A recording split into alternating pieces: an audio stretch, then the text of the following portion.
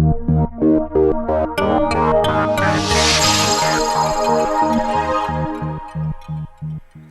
back to another edition of Behind the News. I'm Robyn Brady with all the latest goings on around Chatham-Kent over the last couple of weeks. Starting off, we're going to talk about the Chatham Maroons. They've had some struggles lately. Heading into this weekend, they've lost 8 straight, and with that, they've had some changes behind the bench. Mark Swayze has stepped down as head coach. He's staying on as general manager, but for the rest of the season, Brad Meredith is taking on the head coaching duty. So we'll see into the weekend if that manages to straighten things around for the Maroons. We, of course, wish them the best of luck with the rest of the Junior C season. As they were mentioning earlier this week, it is only halfway through the season, so there's lots of time to get this straightened out.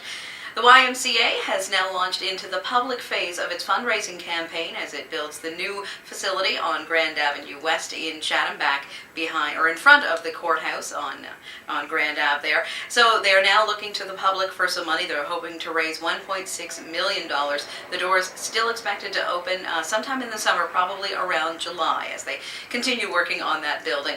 French immersion has been a very hot topic over the last couple of weeks. Came out about 2 or 3 weeks ago that the Chatham-Kent District School Board had decided it was going to have a closer look at its French immersion program, not as good money-wise as it could be, and with declining enrollment over the last several years, they were looking at consolidating the programs, removing it from some schools, shifting kids to other schools if necessary. Massive uprising from parents and those interested in the program, and having a fresh look at some of the enrollment numbers, the board then decided that it was going to put that on the back burner for a while, not going to make any changes in the next year or so, and that was just before they were supposed to vote on it at their board meeting. So a lot of relieved parents, and then they were hoping to have some say in any future decisions as the board continues to look at the profitability of the program. Chatham Goodfellows are getting underway with their No Child Without a Christmas campaign. This coming Monday, on the 29th, they're going to be starting their porch light campaign, going around door to door to anyone who's got their porch light on, and hopefully collecting money to help kids and families in need this holiday season. They've got the porch light campaign on the 29th, as I mentioned. Then on December 10th and 11th, they're doing the street sales. All of the proceeds going to buy food and toys. The toy baskets being handed out December 20th, and the food baskets will go out the following day.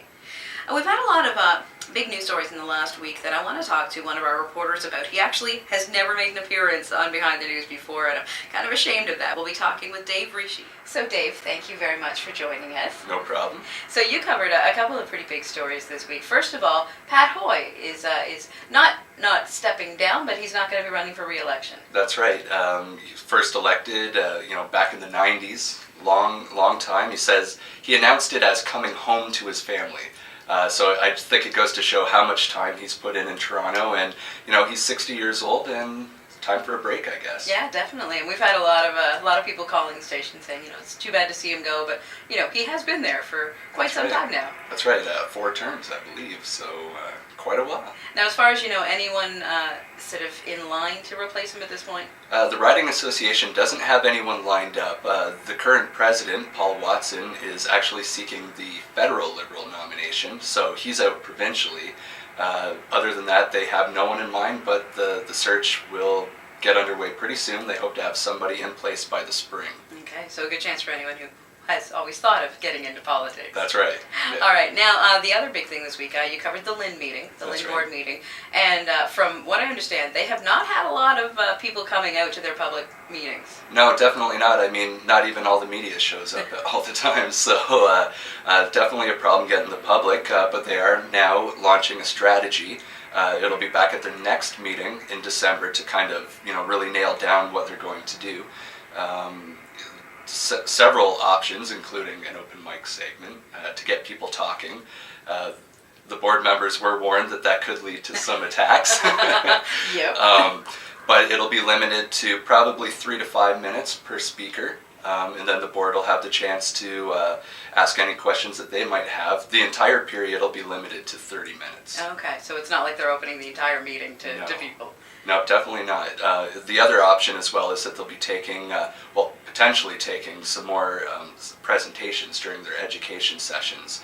that it won't necessarily be the public, but maybe if someone from a service that's funded by the LIN wants to make a presentation, there'll be more opportunity to do so. Okay, and one of the other things I remember you saying was that they're thinking of doing like a teleconferencing. That's right. Not all the board members were too keen on that, but I think they'll at least launch maybe a 6-month pilot project after they find out what the cost of a dedicated line would be. But it's just another way to hopefully maybe get some people to listen in from home. You know, maybe people can't attend the meeting but could from work or home over the phone. That could also lead to webcasting the meetings as well. All right, well, interesting, definitely. Something people like is the web stuff. That's right. Hopefully. Yeah, no kidding. But it should be interesting to see how that goes and if people actually find it something that they want to be part of. That's right. That being said, if you want to mention our poll that we did today. Yes, that's true. We did have one of our news questions was asking if having an open mic segment would encourage more people to go to an open meeting, and the majority, like 80-some-odd%, saying that no, that did not pique their interest at all. So we'll see how it goes. It's surprising. You think more people would be interested in healthcare. You would think. You would hope that people would be interested in that. But thanks very much, Dave. I appreciate it. No problem. That's all the time we have for today. We'll see you next time on Behind the News.